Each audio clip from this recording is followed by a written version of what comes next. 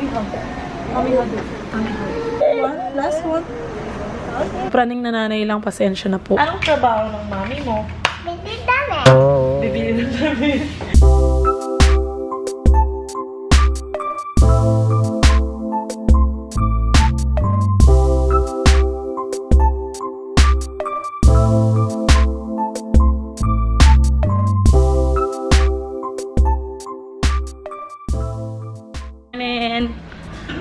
Linis tayo muna tayo. Mamaya ako na-chika kung anong nangyari sa ospital. But right now, nag-ano lang ako, nag-disinfect ako. Ano sa ilong? Ang spray.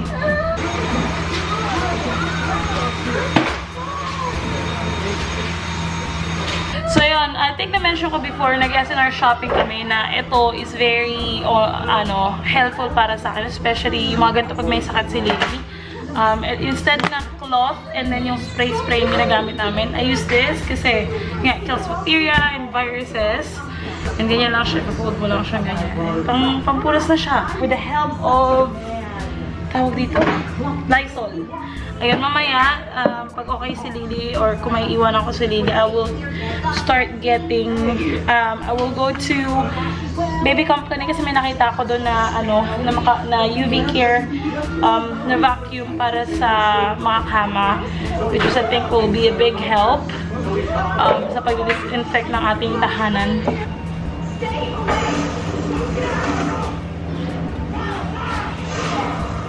Good afternoon guys! Gabi na. Mag-6 o'clock na. And ngayon ko lang matuloy yung vlog ko kasi focus kay Lilipot. May masama pa yung pakiramdam ng baby natin. Natin talaga. Ouch! Ayun. So, namili ako ng mga gamit for her. And I bought Seffi Baby Alive. Yay! Happy ka ba? Ayun. Ako siya Baby Alive. Ano siya? Sarap! Ito na ganyan. Ito nga. Sa'yo nga to. Anong pangalan mo? Happy talaga. Ilang taon ka na? 3. Ilang taon ng mami mo? 1. Ilang taon na daddy mo? 2. 2. Mas matanda ka pa sa mami sa daddy mo? Trabaho ng daddy mo? Order? Anong in order? Papa mo. Papa mo. Anong trabaho ng mami mo? Bibili damit. Bibili ng damit. Hi little ones! Say hi! Hi guys, check this out. One of parang mga cool stuff that I got from from Baby Company before. Ano siya, thermometer siya na naka-attach sa arm ng baby. So, pag natutulog siya, na i-inform ka kapag may fever and stuff like that. And, ano siya, parang every minute siya nag-update sa phone mo. So, naka-Bluetooth na connect siya sa phone. So, nag-alert siya sa gabi. And, even during the day. And, I think I mentioned ko na siya before, but ganyan siya, ang pagkakabit niya sa arm. And ito, mag-haul tayo. Nabili ko today. Bumili ako ng UV Care Superpower UV Vacuum. It keeps the bed bugs away and kills bacteria with UVC light. Ayun. And removes dust mites. Praning nanay lang, pasensya na po. But mas mabuti nang maagapan ng mga bacteria na yan bago makapaminsala. Ayan, ganito siya. Vacuum siya sa bed, sa sofa, sa mga pillows. And meron siyang, ito, yung isang bed lang ni Lily, kakapalit lang ng sapin nun. Teka lang, tignan natin kung mapapakita ko. Ayan guys, yung dust niya. Ayan, nagkumpulan siya sa gilid. Teka lang. Ayan, ayan sa baba. Ayan siya. Yung dust na naipon ko sa higaan ni Lily. Ano lang yan may cover pa yun. Bagong palit lang yung cover and may dust na siya. So tomorrow, tatanggalan ko siya ng cover and gagamitin ko to. Ayan, ports niya. Ayan, may UV light siya dyan. Itong purple na ito, or brown, ayan, ano siya, nag-vibrate siya, parang napapagpag yung foam, yung mattress, and stuff like that. Hindi nga lang siya po pwede sa hard surface, like floors and tables, pero sa malalambot, sa mga sofa, again, pillow and all that stuff. And ito rin, nagpapapag din yan siya. It has HEPA filter, pulse vibration, powerful suction, and UVC sterilization. Una ako para hindi kayo mahilo sa pag-vlog ko. Ayan, I've also got Eco Mom na sterilizer with one touch. Again, nagkikill ulit ng bacteria using UV light. Sterilize, it deodorize. So, minsan kasi yung mga dede, di ba, nagkakaamoy siya, makapit yung gatas na amoy doon. So, it removes that. It removes dust as well.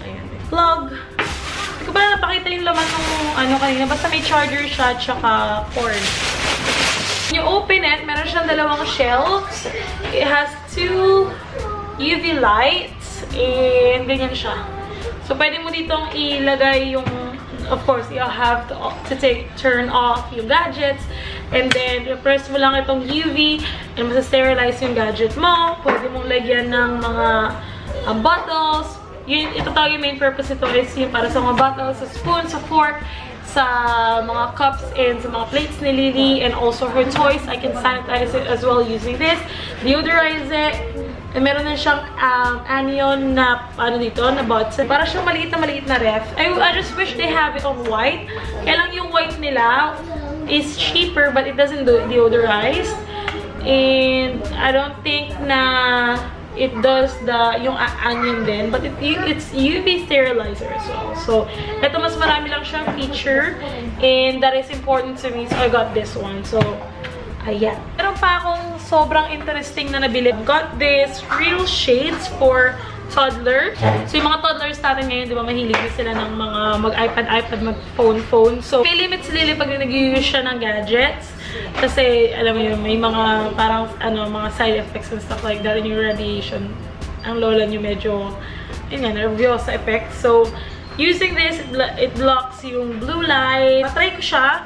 Nalimbawa, nagtititig ako na matagal sa laptop ko. And then, I use yung kay Sefi. Binilan ko rin sa Sefi ng ganun. And, actually, hindi siya less yung sakit sa mata.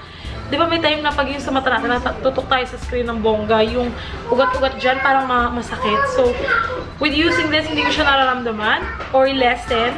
So, what more if may limit siya and then she's using this. Pasensya na guys, hindi ako makapag-haul ng matino dahil ang mga bagets, alam niyo na, 2 anak ko. Anak talaga. I have to deal with 2 kids.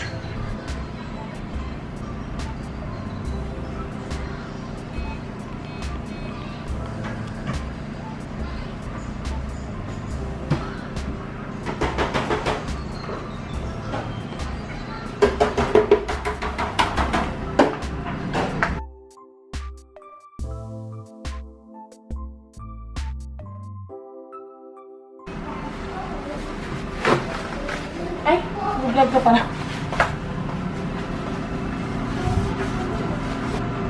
So, lang siya. Let's click lang ito. Photo. 35 minutes or pwede siyang 55 minutes. So, 35 lang tayo. So, mag-try tayo siya ng first time.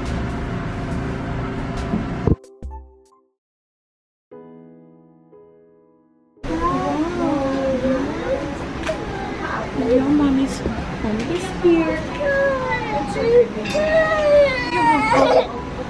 Okay. Mommy hug. Mommy hug it. Mommy hug it. Mommy hug it. Mommy hug it. Hi, Lola. Mommy hug it. Hi, good. Hello. Hi. Good evening, Dr. Kat po. With Dr. De La Cruz. Ano pa nangyari kay Lynn? Fever niya since Sunday po. Sunday. Okay. Ito parang sick leave natin. Nagpa-check up ko naman siya ng Wednesday. Sabi ng doktor ako, by Friday, okay na siya. Tigda sa akin. Nalala na siya overnight. And then, so, nag-relax araw po. na suka. Nagkaroon naman siya, pero very light. Okay. Konting-konti. Wednesday. No, just Parang konti. Okay, so Saturday pa. Walang ibang symptom? Walang ibang symptom? Ano lang? Siguro feeling ko yung sickness sa kanya, sa ubo. Maubos siya. Okay, at ito po binigay ni Dr. Wednesday. Yun lang po. Also feeding na.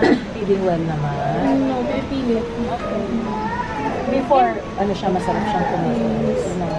Hi! What about activity? Playing pa? Tablay? Morning, nagka-play na siya. So, hindi ko na siya dinala. Until tonight, mga 6:30 na fever. The doctor did some blood test before. No. Pero yung rashes went away na, no? Nawala na yung rashes. Sabi niya pag nilagnat pa, balik dapat kanina. Kaya lang Last night naman parang 3 hours lang yung fever na siya. hindi na. But still be viral. Pero iti-test natin yung blood niya. Para sure tayo na virus. But still be part of the virus. Kasi yung maximum naman is about 7 days. It can last up to 7 days. So para lang sure tayo. Would be the time we test and complete blood count. Also do swab. Ano siya? Flu vaccine siya. The baby's not crying. Baby's not crying. This Lily is a good girl. I will just give paracetamol Okay. for her fever.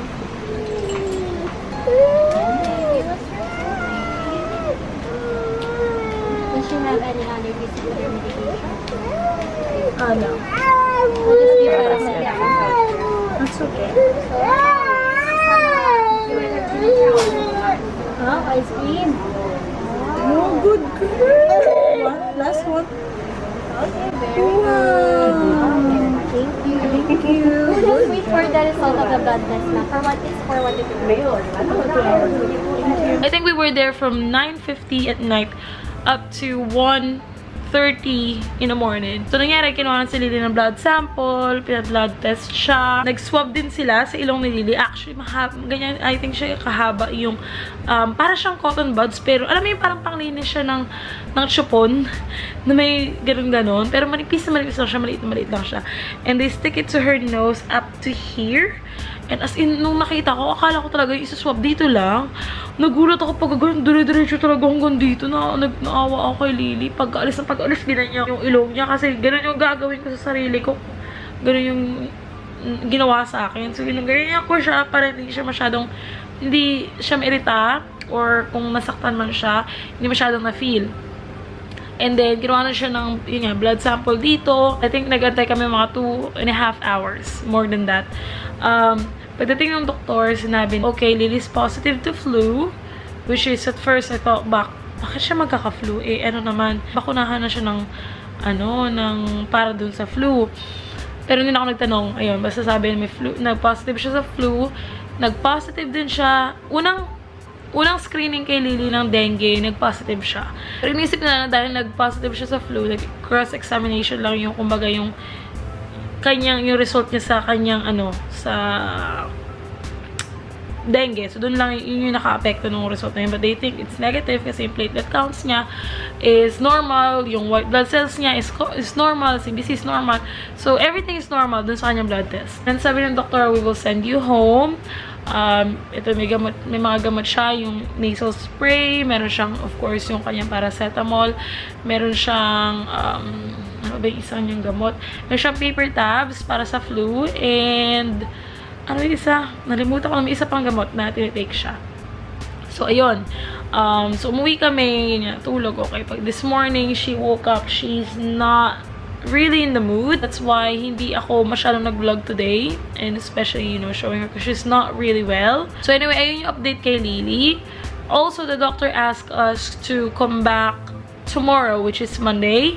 Kahapon to, no? So meron kami isang araw all day na nasa bahay na magagamot and stuff like that. And then tomorrow, babalik kami sa doctor. She has to take blood test ulit and see kung ano ba talaga, kung may dengue ba talaga siya or wala. So, just to confirm. And, ayun. Yun siya. Magagamit si Lily for 5 days. And sana maging okay na siya tomorrow kahit paano, or at least mag-lighten yung pakiramdam niya kasi sobrang talaga siya, guys. Sobrang bagsak na bagsak yung katawan niya. Makikita mo pa sa ilalim ng mata niya, maitim. And, of course, gusto ko, ang daming nag-aalala sa inyo, kaya gusto ko pa rin na share. And gusto ko maging honest sa inyo. So yun po yung nangyari. So, anyway, sana isama niyo sa prayers niyo si Lily, na sana gumaling na siya. We want our happy baby back. You know, yun yung sinasabi ni Phil. And, yun yung sasabihin ko, because I really miss yung cheerful na bata. And like, I think, ganun din kayo, yun din yung namimiss niyo, kasi parang naging part din kayo ng aming mga buhay. Eh, nakita niya siya from when she was born. Ang ginagawa mo? Nagugutom ka? Nagugutom ako. Ew, kain tayo. Hindi ka nagugutom? Pag okay yung nilili, result, diretso na lang tayo makapag-grocery. So, yun na muna guys. Magkikita na lang tayo bukas. Okay? Maraming salamat sa panonood. Paalam. Right. This way. Bye-bye. Ma. Bye-bye.